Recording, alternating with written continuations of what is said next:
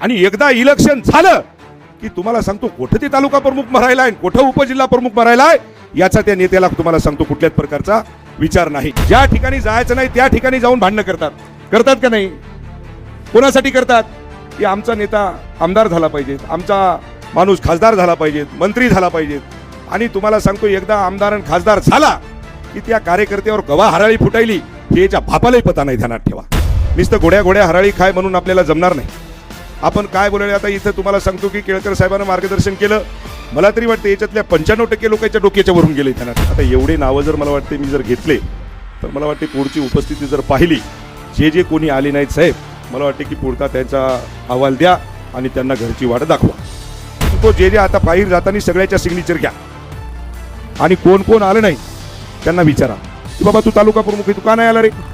काय काम होतं? आता पक्षानं तुला एवढं तालुका प्रमुखाचं पद दिलंय, भलं पत्रिकावर नाव टाकायला तालुका प्रमुख म्हणून, भलं इकडं तिकडं मिरवायला, गाडीवर नाव टाकायला, बरोबर आहे ना साहेब? आणि तू या मिटिंगला जर कार्यक्रमाला येत नसतील तर मला वाटतं त्या तालुका प्रमुखाला त्या पदावर राहण्याचा अधिकार नाही। मराठी मानाचा मानबिंदू राजा छत्रपती शिवाजी महाराज यांच्या पावनभूमीमध्ये आज या ठिकाणी छत्रपती संभाजीनगर, जालना, परभणी आणि हिंगोली आणि बीड नाही नो काय जिल्हा प्रमुख तुम्ही गुचकळून लावायले, त्याचा एक तालुका, अशा मार्गदर्शन मेळाव्याला उपस्थित सन्माननीय माजी मंत्री, आमचे नेते आदरणीय अब्दुल सत्तार साहेब, आमचे खासदार आदरणीय बोंबरे मामा, आदरणीय शशिकांतजी शिंदे जाधव, आदरणीय ज्यांनी मार्गदर्शन केलं असे केळकर, दुसरे आमचे पारकर, इथलचे जिल्हा प्रमुख आमचे जंजाळच ना, महापौर, उपमहापौर आणि माझे सहकारी मित्र बोरणारे, आमचे या बाजूच्या मतदारसंघातले आमचे आमदार आला बाबूराव, बरोबर, आमचा मित्र दुसरा कुठे गेलाय? विलास बापू मामा असल्यामुळे गेले असतील, आणि माझे संपर्क प्रमुख आदरणीय आनंदरावजी जाधव साहेब, सर्व सन्माननीय व्यासपीठ, समोर बसलेले सर्व सहसंपर्क प्रमुख, जिल्हा प्रमुख, उपजिल्हा प्रमुख, तालुका प्रमुख, शहर प्रमुख, मला वाटते की नगराध्यक्ष, उपनगराध्यक्ष, नगरसेवक, जिल्हा आणि जिल्हा परिषदचे अध्यक्ष, आता एवढे नावं जर मला वाटते मी जर घेतले तर मला वाटते पुढची उपस्थिती जर पाहिली, जे कोणी आले नाहीत साहेब, मला वाटते की पुढचा त्यांचा आवाज, कारण की इतकी महत्त्वाची बैठक आणि त्या महत्त्वाच्या बैठकीला जर मला वाटते की जर तुम्ही कार्यकर्ते पदाधिकारी जर येत नसाल तर मला वाटते तुम्हाला पदावर बसण्याचा अधिकार नाही। कारण की नुसतं पद घेऊन तुम्हाला सांगतो मिरवायचं, मी जिल्हा प्रमुख आहे, मी उपजिल्हा प्रमुख आहे, मी तालुका प्रमुख आहे, मला वाटते हे पदं फक्त नावासाठी नाहीत। आपल्याला काम जर करायचं असेल तर काटेकोरपणे काम करणं गरजेचं आहे। ही आत्ताची जी बैठक आहे ही तुम्हाला सांगतो की फार महत्त्वपूर्ण आहे। उद्याची लोकसभा, उद्याची जिल्हा परिषद, उद्याची विधानसभा ही सगळी याच्यावर आहे। आणि ग्रामपंचायत आपल्या जर मला वाटते की आपल्याला सरपंच व्हायचं असेल, ग्रामपंचायतचा सदस्य व्हायचा असेल,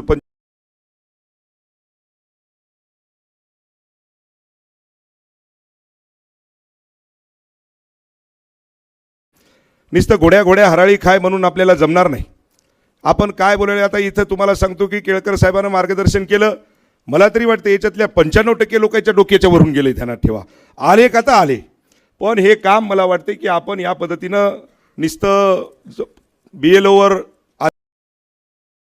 या ठिकाणी सन्माननीय जिल्हा प्रमुख, सन्माननीय उपजिल्हा प्रमुख, तालुका प्रमुख आणि शहर प्रमुख हे जे मेन पक्षाचे जे मेन पदाधिकारी आहेत यांच्यावर ही जबाबदारी आपल्याला टाकणं गरजेचं आहे। यांच्या खांद्यावरती जबाबदारी टाका, खालची टीम ऑटोमॅटिक कामाला लागते, ध्यानात ठेवा। नाही तर तुम्हाला सांगतो की जिल्हा प्रमुखांना नुसतं बैठक घ्यायची, रेस्ट हाऊसला यायचं, चहा पाणी करायचा, नाश्ता करायचा आणि त्यांच्यावर जबाबदारी टाकून द्यायची, मला वाटते की ते काम पूर्ण होणार नाही। त्या पद्धतीनं मला वाटते की ज्या ठिकाणी आता तुम्ही आपण सांगितले की ज्या ठिकाणी आमदार आहेत, खासदार आहेत, त्या ठिकाणी आपले जिल्हा परिषदचे अध्यक्ष आहेत, असं नाही।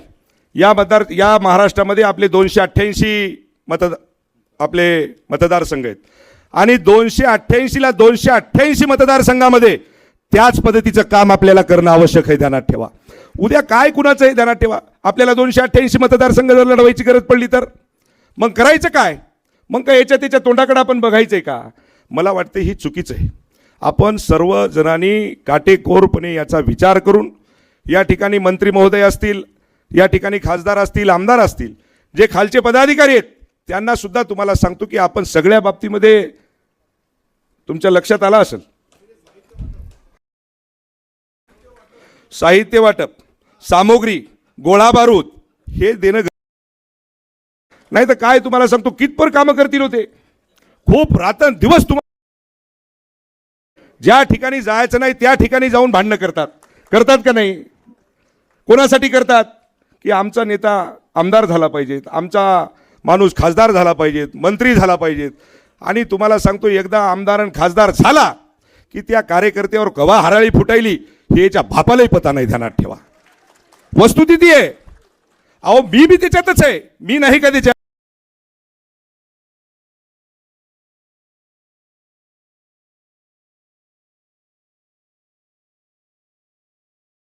परंतु होते तुम्ही त्या दिवशी, बरोबर आहे. नुसतं तुम्हाला सांगतो की गोड गोड बोलून त्या ठिकाणी जमणार नाही. जिल्हा प्रमुखालाही ताकद देणं गरजेचं आहे, उपजिल्हा प्रमुखालाही ताकद देणं गरजेचं आहे, तालुका प्रमुखालाही ताकद देणं गरजेचं आहे, खालच्या शहर प्रमुखाला सुद्धा ताकद देणं गरजेचं आहे. तुम्हाला सांगतो आपली निवडणूक आल्याच्या नंतर आपण रात्रंदिवस त्यांना फोन करतो, रात्रंदिवस कुठे आहे तू?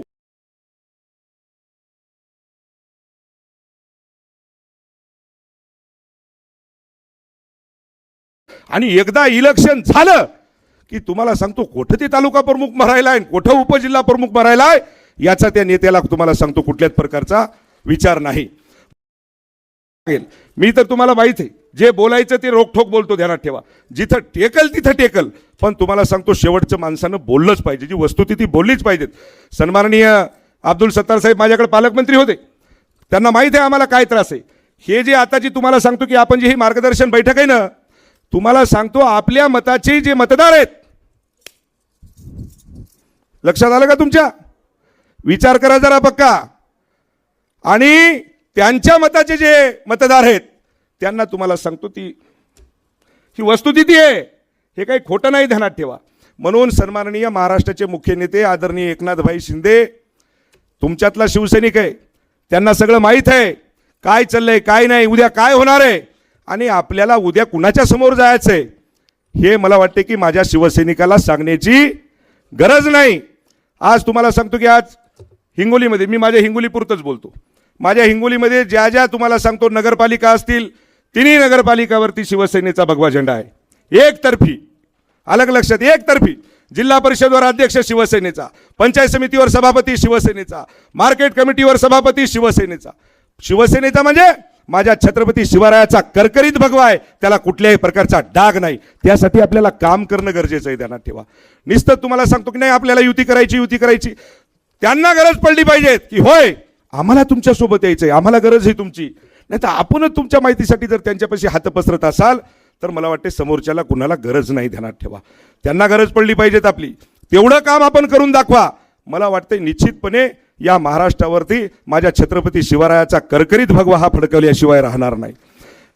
आपण मार्गदर्शन करतायत सन्माननीय आमचे, त्यांनी जे केरकर साहेबांनी मार्गदर्शन केलं, आत्मीयतेने केले, पोटतिडकीनं केलं की बाबा आपल्याला समोर जायचंय, कसं जायचंय, कसे नावं, 2002चा विषय कसा आहे, मॅपिंग कसं करायचं, काय कसं करायचं, BLO काय करणार, हे तुम्हाला सांगतो की आपण आपल्या पद्धतीनं ज्या जिल्ह्यामध्ये जे जिल्हा प्रमुख जे आपले पदाधिकारी आहेत त्यांनी काटेकोरपणे, एकच महिना काम करायचं नाही आपल्याला, जास्त करायचं का? मला वाटते की जर काटेकोरपणे जर आपण काम केलं तर निश्चितपणे एका महिन्याच्या आत हे पूर्ण काम झाल्याशिवाय राहणार नाही. काल परवा मला वाटते की माझ्याकडचा एक विषय होता, राजस्थानचे काही मतदार होते आणि त्यांना विचारलं की तुम्हाला कुठं राहायचंय, त्यांनी सांगितलं आम्हाला हिंगोली त्याच ठिकाणी राहायचंय. ते विचारायलेत नाही BLO, त्यांनी फोन करून त्यांना विचारतायत, त्यांना सगळं माहिती देत आहेत. त्या पद्धतीची माहिती मला वाटते की आपण सगळेजणांनी काटेकोरपणे तुम्हाला सांगतो की आपल्या इथून गेल्याच्या नंतर जिल्हा प्रमुखांनी जिल्ह्याच्या लेवलला मीटिंग घ्या, तालुका प्रमुखांनी तालुका प्रमुखाच्या लेवलला मीटिंग घ्या, शहराच्या ठिकाणी शहर प्रमुखांनी मीटिंग घ्या. युवा सेनेने सुद्धा तेच काम आहे. युवा सेनेची मला वाटते की काल परवा काहीतरी मीटिंग झाली, त्याच्यामध्ये सुद्धा. आणि खऱ्या अर्थानं तर तुम्हाला सांगतो की युवा सेनेचंच काम आहे. युवा सेनेने याच्यामध्ये घरादारामध्ये वाड्या तांड्यामध्ये जाऊन तुम्हाला सांगतो की घुसून काम करणं हे गरजेचं आहे.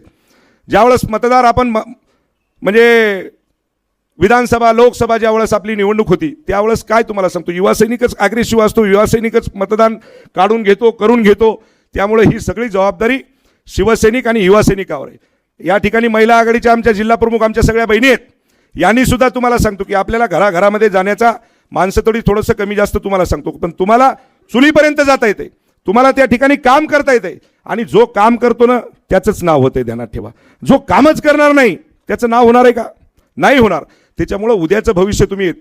आज या ठिकाणी संतोष बांगर आहेत, अब्दुल सत्तार आहेत, भुमरे मामा आहेत. काय सांगता येते तुम्हाला सांगतो की भुमरे मामाचं तिकीट कटलं दुसरा कोणी येईल, अब्दुल सत्तार साहेबाचं तिकीट कटलं दुसरा कोणीतरी येईल. पण शिवसेनेची फळी ही मजबूत असली पाहिजेत. कोणीही जर उमेदवार त्या ठिकाणी जर दिला तर तुम्हाला सांगतो की त्या पद्धतीचं शिवसैनिकाचं काम हे असणं गरजेचं आहे. स्वतः वैयक्तिक माणसाचे माणसं नसून आहेत. संतोष बांगर त्या ठिकाणी आमदार आहे आणि संतोष बांगरची शिवसेना त्या ठिकाणी तयार होऊ नये. त्या ठिकाणी जर तयार होण्याची जर कोणाची क्षमता असेल तर ती फक्त शिवसैनिकाची. सन्माननीय बाळासाहेब ठाकरे यांची शिवसेना, मुख्य नेते आदरणीय एकनाथभाई शिंदे यांची शिवसेना, यांच्या मार्गदर्शनाखाली आपण सगळेजण चाललो पाहिजेत. नाही तर काहीच नाही. तुम्हाला सांगतो बऱ्याच ठिकाणी आता तुम्ही जिल्हा परिषदला बघितलंय काय परिस्थिती झाली आपली, बघितलंय तुम्ही सगळ्या उघड्या डोळ्यानं तुम्हाला सांगतो बघितलंय. जर मला वाटतं हे जर कुठं आपल्याला थांबवायचं असेल तर आपण सक्षम होणं गरजेचं आहे. आणि ही जी आजची मीटिंग आहे या मीटिंगवर तुम्हाला सांगतो की आपण सगळ्या जणांनी काटेकोरपणे एकदम तंतोतंतपणे आपण विचार करून तुम्हाला सांगतो की याच्यावर काम करा. येणारी जिल्हा परिषद, पंचायत समिती, ग्रामपंचायत, लोकसभा 100% लोकांनी आपल्याला म्हणलं पाहिजेत की नाही खऱ्या अर्थानं तुम्हाला सांगतो की त्या ठिकाणी बोरनारे साहेबाच्या मतदारसंघात चांगलं काम केलंय, बाबूराव कदम साहेबाच्या मतदारसंघामध्ये चांगलं काम केलंय. नाही बाबा अरे ते चांगलं काम आहे तिथं, आता तिथं आपण हात टाकून काही फायदा आपल्याला होणार नाही. अशी वचक मला वाटते की आपल्या नेत्याची असली पाहिजेत, आपल्या जिल्हा प्रमुखाची असली पाहिजेत. त्यांनी सोडून दिलं पाहिजेत की नाही आता या माणसाला जर आपण जर टाळलं तर तुम्हाला सांगतो 100% आपला गेम केल्याशिवाय ते राहत नाही. म्हणून या ठिकाणी जी बैठक या ठिकाणी आपले सन्माननीय पारकर साहेब असतील, सन्माननीय शशीजी जाधव साहेब असतील, आमचे केळकर साहेब असतील, यांनी जे मार्गदर्शन केले साहेब, याच्यामध्ये पुन्हा आपण मला वाटते की टीम तर आपण संपर्क प्रमुख आपण नेमलेलेच आहेत, पण त्याच्याही विधानसभा संपर्क प्रमुख आपण एक एक मला वाटते जर त्या ठिकाणी जर दिला तर हे काम आपलं त्याच्याही पेक्षा चांगलं सोपं जाईल आणि आपल्याला त्या पद्धतीचं काम आपल्याला सगळ्या जणांना करता येईल. बोलायसारखं तर भरपूर काही आहे, आता तुम्हाला सगळ्या जणांना कल्पना आहे.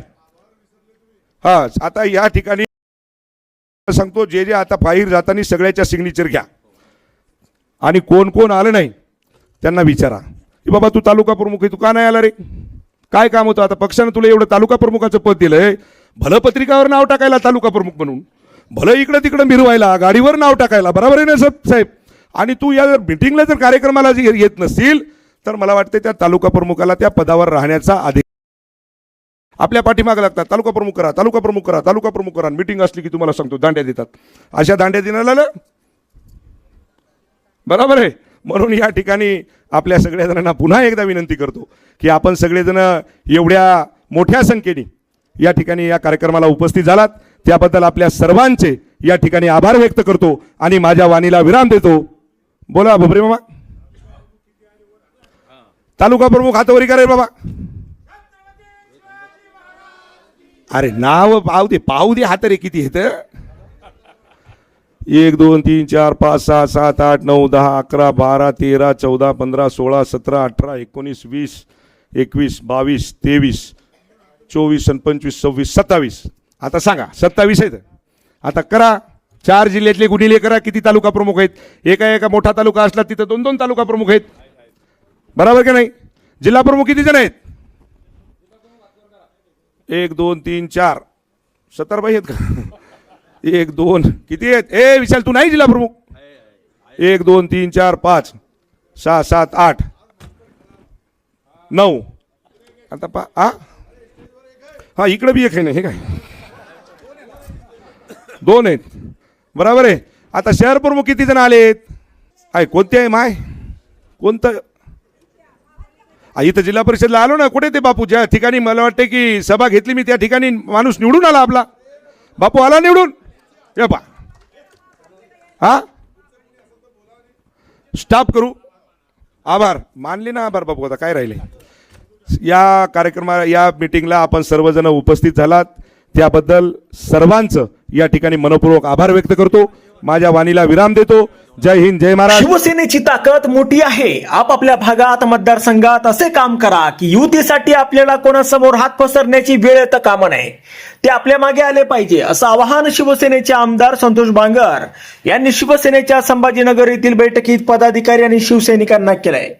मतदार याद्या दुरुस्ती SIR संदर्भात काम करताना फक्त जिथे आपला आमदार, खासदार, मंत्री, जिल्हा परिषदेचा अध्यक्ष, पंचायत समिती सभापती तिथेच काम करा हे सांगणं बरं नाहीये. भविष्यात काय परिस्थिती ओढावेल हे सांगता येत नाही. त्यामुळे राज्यातील सर्व 288 विधानसभा मतदारसंघात शिवसेनेचे काम झालेच पाहिजे. ऐनवेळी सगळ्या मतदारसंघात निवडणूक लढवण्याची वेळ आली तर कसं होईल असा सवाल करत बांगर यांनी उपमुख्यमंत्री एकनाथ शिंदे हे परिस्थिती ओळखून असल्याचं सांगितलंय. केवळ BLOवर जबाबदारी सोपवून काम होणार नाही. जिल्हा प्रमुख, स्थानिक नेत्यांनी यात लक्ष घातलं तरच ते शक्य होईल. काटेकोरपणे काम करावं लागेल. आमदार, खासदार, मंत्री, नेत्यांनी खालच्या पदाधिकाऱ्यांना ताकद दिली पाहिजे. हे सगळे लोक आपापल्यासाठी रात्रंदिवस झेंडे उचलतात. आपल्याला आमदार, खासदार, मंत्री करण्यासाठी ते झटत असतात.